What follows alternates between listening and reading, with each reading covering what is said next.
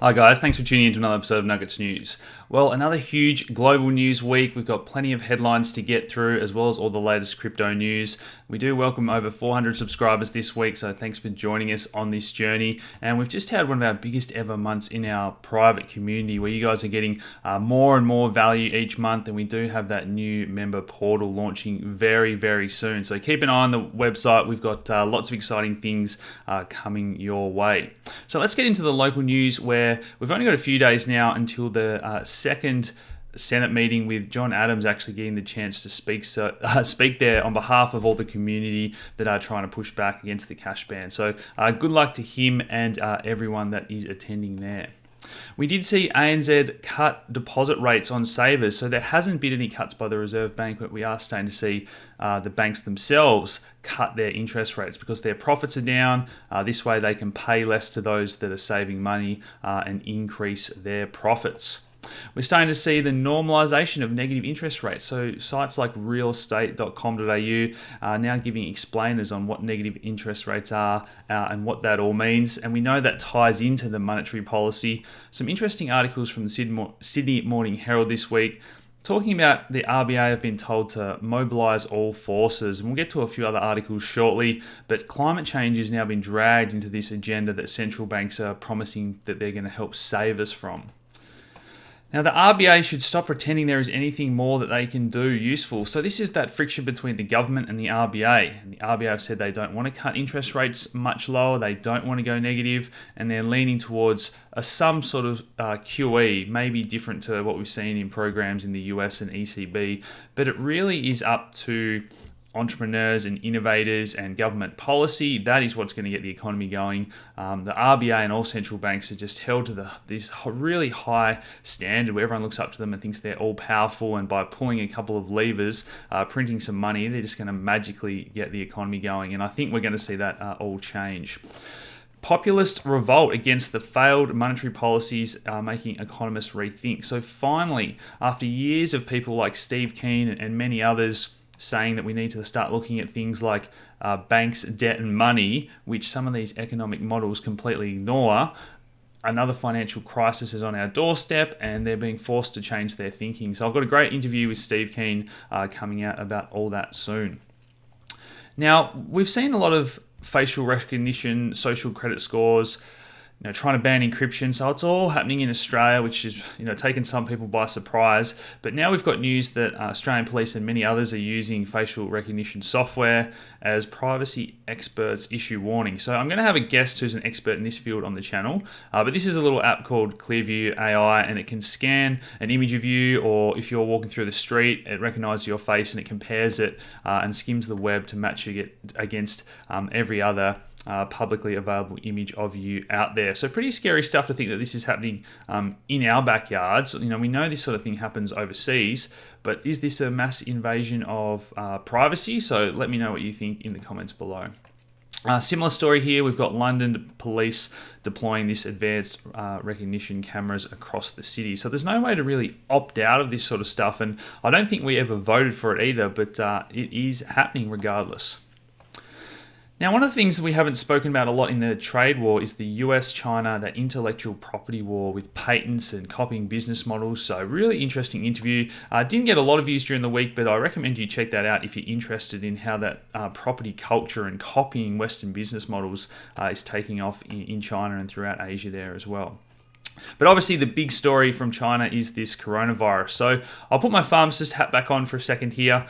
This is what we call a quite virulent virus. So in simple terms, it means it's a virusy virus. It actually spreads really well. So that can be for a number of features, whether it's how it gets transmitted. That latency period is the real kicker here. So someone can have it and not show symptoms for a very long time compared to a number of other viruses out there. So we're hearing things like up to 14 days. So people can travel countries, come back from these business trips, they're fine, even though we're screening people for rises in temperature because body temperature is normally fairly steady around 37.5. So that's why we have these thermal cameras at airports and whatnot. But yeah, a lot of that isn't going to pick up, and we're now seeing cases of different countries saying, we're not allowing flights from there, but in Australia it is still happening. We've now got a couple of cases. We've seen even a few cases. I think we've seen one in Tasmania now and a few on the mainland. So look, hopefully this doesn't turn into something too nasty. These things either get shut down really quickly, within a week or two, everyone will have forgotten about this, or it does actually spread. So look, you need to have a mask, and they're not perfect, but they can help prevent the transmission. But it's really that that Dettol and the antibacterials, really washing your hands when you're coming into contact in public places before you eat and whatnot. So yeah, will we see other cities shut down worldwide? If we do, that is going to slow the economy, and the stock market did come off a little bit this week. But we wait to see how bad this is going to get. So keep an eye on the news about the coronavirus. Now, US indicators are turning down. So these are some of the leading indicators that predicting what may be ahead, and they are now turning down at the worst rate since 2009. So we know that US has been reasonably strong compared to other countries, particularly the consumer, and now they might be cutting back their spending. So just like Australia, where retail's in a lot of trouble, US retail stores are getting a bit creative here and betting on booze. So they're going to start adding bars to a lot of these shops, maybe get a few drinks into people, get them to spend more. I'm not sure what I think about this, but let me know what you guys think in the comments below. Are we going to see bars start opening in Myer and Roger David in Australia or not? So yes, this is a great story from realinvestmentadvice.com. Yes, rates are still heading to zero, and this is where the debate currently lies, whether or not we're going to get inflation or whether rates are just going to be low forever, like we've seen in Japan, hovering around zero for 30 years. And I'm going to talk about a few of these stories because we're getting the first hints where inflation could be coming, and that's going to really rattle the bond market, the entire financial markets, because people aren't positioned to ever have any sort of inflation. Now, this is a cool tweet from Alex Joyner. I recommend you follow him on Twitter. And he's talking about the gap between corporate profits and S&P 500 returns. And it's really obvious here, another chart from LMTR, who do their best chart of the week. Sales ratio to price ratio now at a record high. So prices are just getting far, far ahead of earnings and profits, and it's all due to central bank actions. And I've said this a lot over the years, but drilling that message in, it's really important to understand. I think most of you guys get it now, that it's just central bank driven what's happening in the stock market and all markets around the world lately. So we've had Fed's Kudlow come out and say that T-bill purchases are basically QE. So this week we saw a couple of people kind of admit that yes, this is quantitative easing. Maybe by another name, whatever it is, they're now purchasing T-bills and longer dated assets, and they're talking about doing this more regularly. And the numbers are just staggering. So yeah, we are seeing it, I guess, become normalized that QE is starting again. Now, over in the ECB, Christine Lagarde's now in charge, and she's kept rates unchanged and basically said that QE will go on for as long as it needs to. So, print, we'll do whatever it takes, and that money can flow wherever it wants. So it doesn't necessarily flow into Europe. And I think that's why the US markets are still grinding higher, because as long as there's any of these big central banks around the world with open capital markets, if they're printing money, it can flow to wherever it wants. And a lot of that is still flowing into US stocks, because it's where you can get the highest reward with low or negative interest rates basically everywhere. But as I mentioned before, for the first time in 17 years, they've launched a review into their strategy. So look, they have sort of admitted that negative rates haven't worked, and this isn't going to end well, whereas the US is still really confident in that monetary policy. So Trump is coming out and saying that he could get used to negative interest rates. It's not fair that he has to pay, and in the US you have to pay to borrow money. He wants negative rates, so people are paid to borrow money. What's the worst that could happen if we just have anyone that can borrow money for no cost? And we know it starts bad businesses, and it leads to malinvestment. So the world's richest people are stashing large sums of cash. And in the past, we've reported on these stories where in Australia and the US, they don't know where 80 or 90% of the cash is. It's unaccounted for. And all the wealthy are now hiding it in these, Swiss vaults. So this is kind of like, a paper version of Bitcoin. They want to get outside the system. And this is why they're so desperate to ban cash, because with all this cash out there, they can't really impose negative interest rates on the wealthy. They're already outside the system. Now, are they going to try and impose some sort of tax when you spend cash at that point of sale where it will have a negative interest rate occur on it? Are they going to try and ramp up inflation to, get people to spend this cash? These are the questions that are now on the table for central bankers. A great tweet from Real Vision Research here. More than 50% of ETF inflows last year went to fixed income ETFs, particularly that corporate bond market. So that's a $1 trillion asset class now. And when the 0% negative interest rates, people are just flocking to these junk bond ETFs. And it's all good when people are buying shares off the next guy and paying a higher price. But when everyone runs for the exits and they try and sell those shares of the ETFs, they need to actually sell the bonds that are making up that ETF. And they're not always available to be sold. They're not always liquid enough to sell the amounts there. So this is where it can get really nasty, a bit of a house of cards. And just so much money has flooded into these passive products. Now, interesting quote from Jamie Dimon here, his take on socialism, saying that it will lead to an eroding society. So he doesn't want these monetary handouts to help people, and yet all the big banks got bailed out in the GFC. So look, a bit of hypocrisy there. We know Jamie's up to his old tricks. He's only ever going to say and do whatever's best for his bank.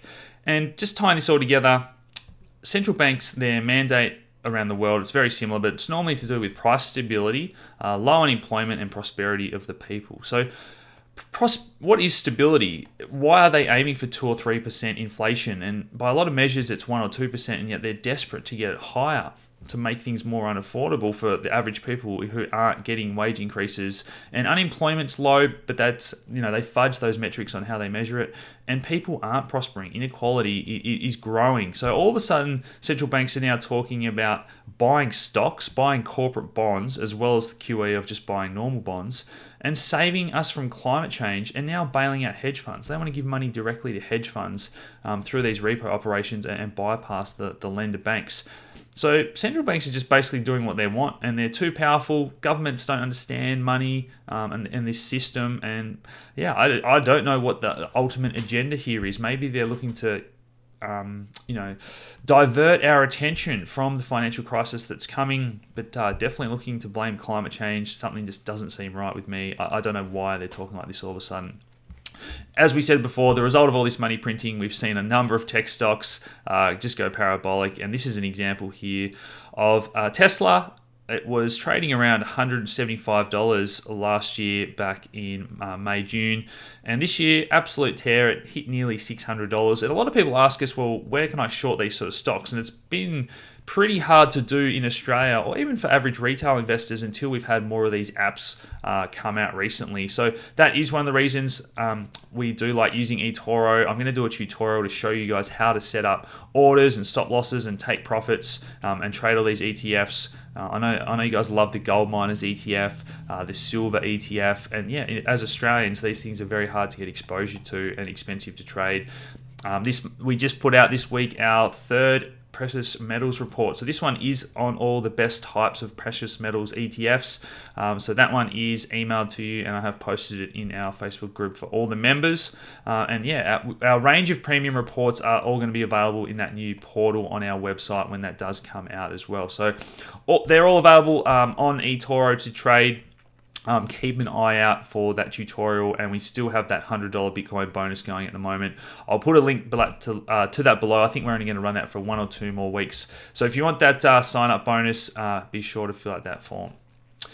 Okay, so non-for-profit super funds, once again, are demonstrating the best long-term returns. So people that are paying the most money to the best advisors are actually getting the worst returns. Now, that might be a symptom of what's happening in the passive investment world, but certainly something I just want you all to be aware of. What your super's doing, who's it's invested with, are you happy? Do you know if they're in property or overseas shares or Australian shares? Do you want to go defensive and get it in cash? Can you manage your own super? We've got that partnership with Brighton Capital where I know a lot of you are just taking advantage of that free consultation to see if this is right for you, to see what they do. Can you get exposure to gold and silver? Do you know how to protect yourself? Do you want to go into cash? Look, all these things are possible, and Mike and the guys at New Brighton Capital will help you out, and there's a link below for that as well. Now, into the crypto news. So 80% of central banks are now working on digital currencies, a report has found. The World Economic Forum this week we saw a framework issued for central bank digital currencies. So are they all going to issue ones that are interoperable? Are they going to be on public chains or private chains? That's all remains to be seen. But we did hear that in Australia, the RBA have been working on a private Ethereum chain for their central bank digital currency. Now, obviously, these sort of headlines make the crypto crowd excited. Travelex website has been offline for 21 days. So I had people message me that have been trying to travel overseas, and they can't actually get cash for the countries they're going to because Travelex has been down. So obviously, these are the sort of problems. Once we have the infrastructure or you've got a Bitcoin payment card, you can travel overseas and just spend and use your Bitcoin. So Vodafone becomes the latest country to pull out of Facebook's Libra project. And a really interesting quote that they actually want to focus on financial inclusion. And they felt that M-Pesa and other technologies were actually more inclusive than Facebook's Libra. So they are continuing to struggle. Japan wants to launch its own digital currency, adding to a long list. We've got the third built with Bitcoin school in Kenya. So Africa, these developing nations, I talk about this a lot. This is where the biggest opportunity lies. We see Binance do a lot of charity work there. Certain projects like Dash, Cardano have been in Africa as well. So it's great to see that's where crypto can make a difference. And obviously we've covered about Popstar Akon, who is looking to make that crypto city in Africa as well. So good luck with that. Over to Hawaii now, where they have introduced a bill authorizing banks to become custodians over crypto. We've seen that in Germany and Switzerland off the top of my head, but this is just all paving the way for that infrastructure where people can safely hodl crypto in that next wave of investment.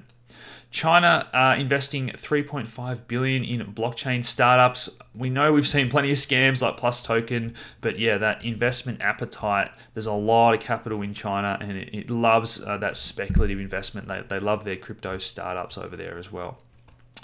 Congrats to a little Aussie project, Warbly. So this is a fork of EOS, a sister chain, and they have got a partnership here with Amazic. So this is going to allow them to do a little bit more of that funding, development, advisory work in the crypto startup space there. So well done to the guys at Warbly. The tussle between Telegram and the SEC continues here, with the Chamber of Commerce actually siding with Telegram. So this is a bit of a landmark case, whatever happens, whether or not they have to hand over the details of their bank accounts for what they spent the fundraising of their ICO on.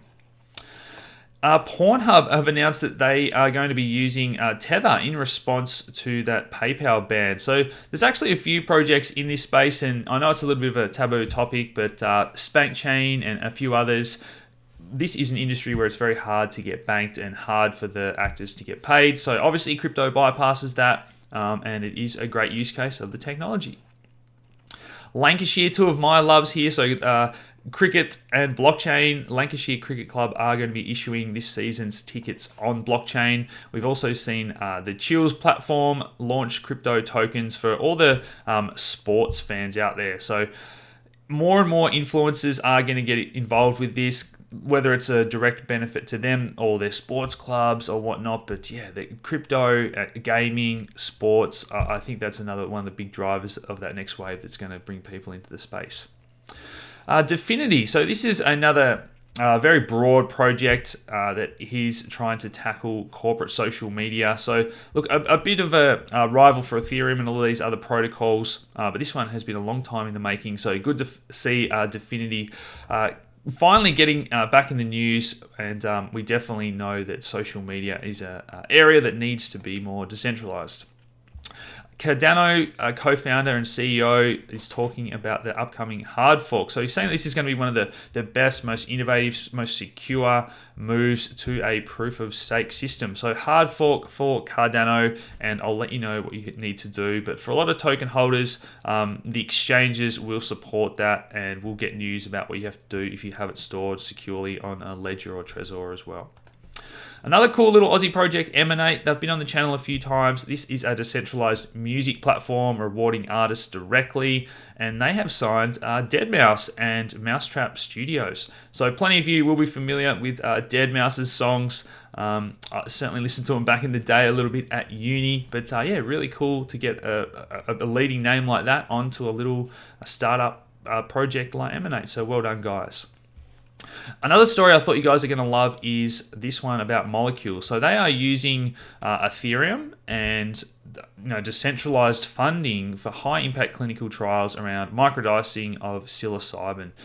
So every week we get more news about medical marijuana, mushrooms, MDMA. It's just great to see people being more open-minded. As I guess my generation that have maybe grown up being a little bit more open to these kind of medications and drugs, actually seeing the benefit in the real world and not being so closed-minded.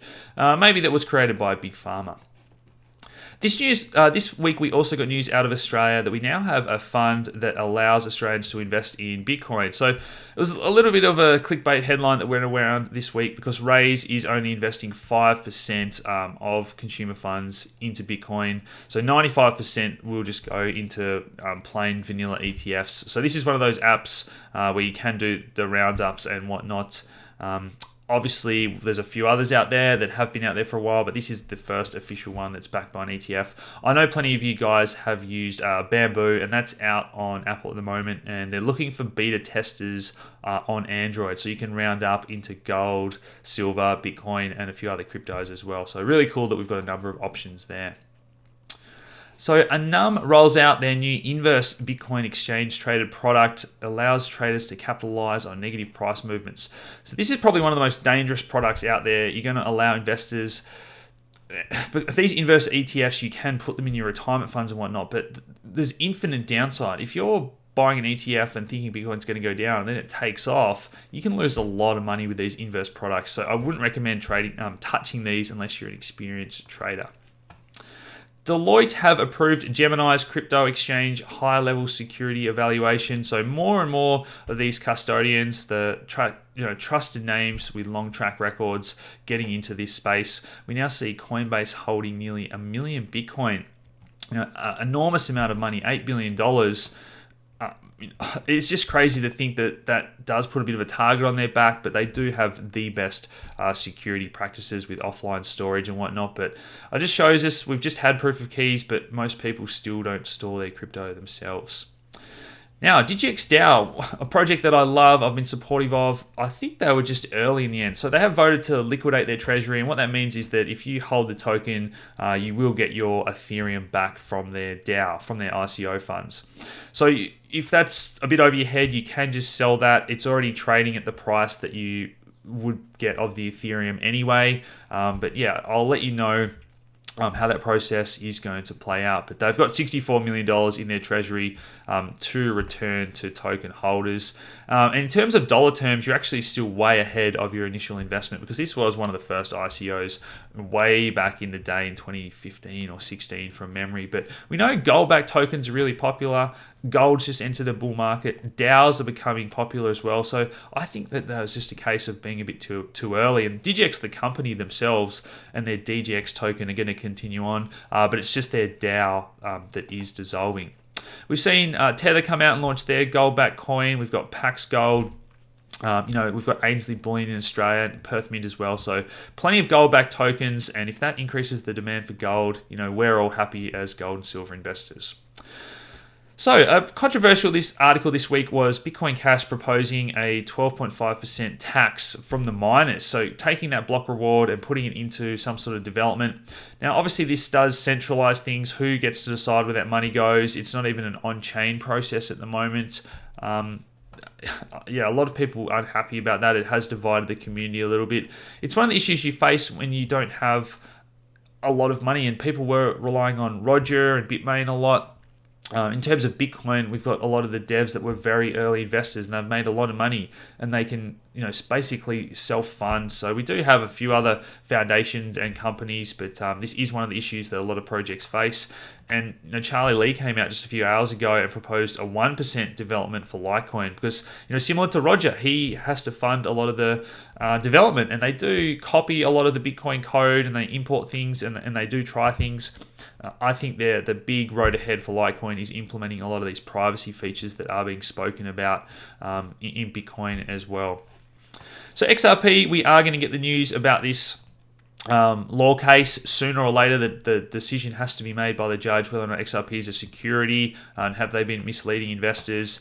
And really interesting that Brad Garlinghouse came out this week and spoke about doing an IPO. So actually listing on the stock market, possibly within 12 months. So again, this divided the community. A lot of the XRP holders saying that, hey, this is a great thing, Ripple getting on the stock market.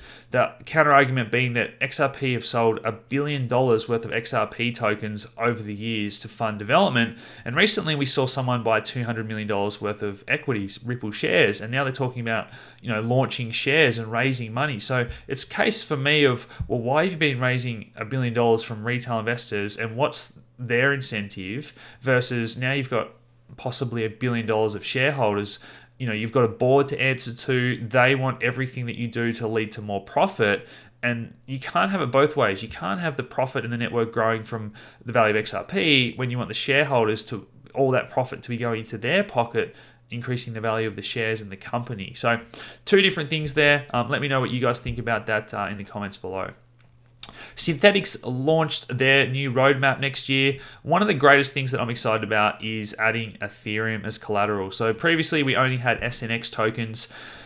That limits what you can do. If we add Ethereum, the market cap of Ethereum, that economic bandwidth we talk about is going to allow for huge growth of that system, and the SNX token and stakers will still accrue all those fees. A really great article, a long one, a half an hour read. I might do a rundown of this one for members, but a year in review 2019. So much happening. Ethereum, we've got 1 million ETH that looking like they are going to be staked on day one.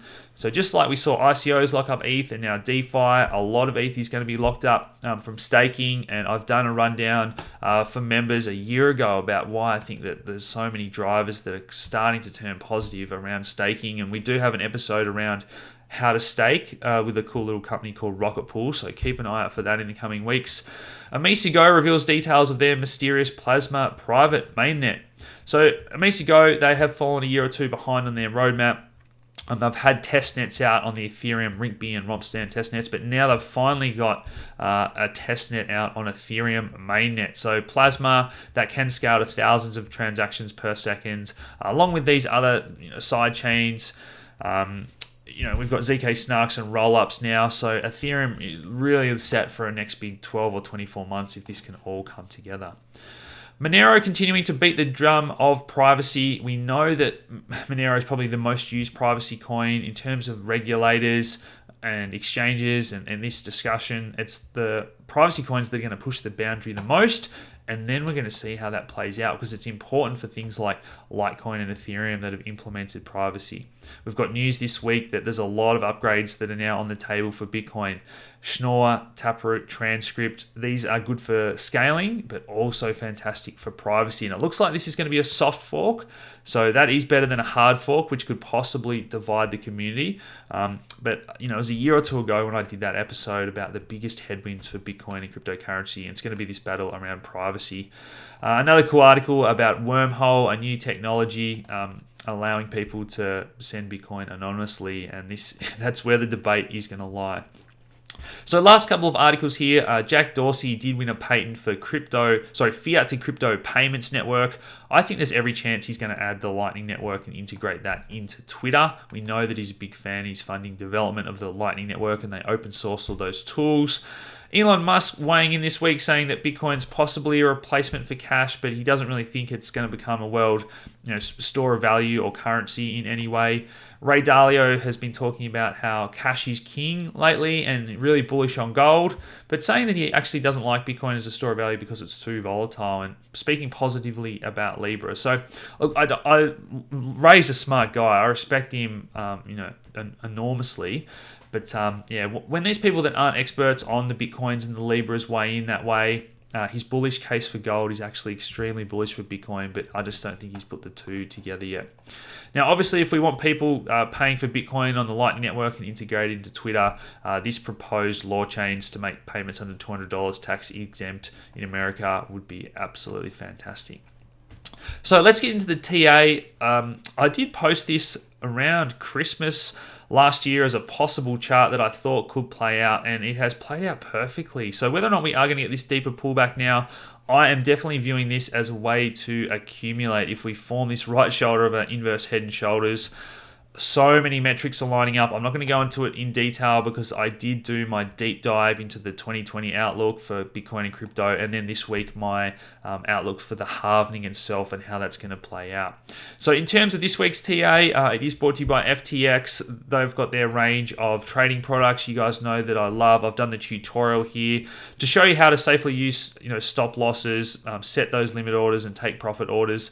They've now got options. So if you think Bitcoin is going to go up at the end of 2020, you can buy those options to pay a certain price for Bitcoin in the future. Another tutorial on that coming out, and more recently their volatility products. So if you think Bitcoin is set for a big move and you don't know in which direction, you can now trade the volatility products. So link below to get a double discount on trading fees over at FTX.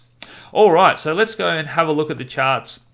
Let's start off with the weekly chart of the Ethereum Bitcoin pair, because with everything happening on DeFi, we're starting to get a lot of positive talk around that. And this pattern, the old Adam and Eve, where we get a V-shaped bottom and then a rounded bottom, this looks like it could be forming again. So keeping an eye on this pair, the Ethereum USD price has broken out of that longer term downtrend. And it's after getting out of these Bollinger Bands, we are retesting the mid area here.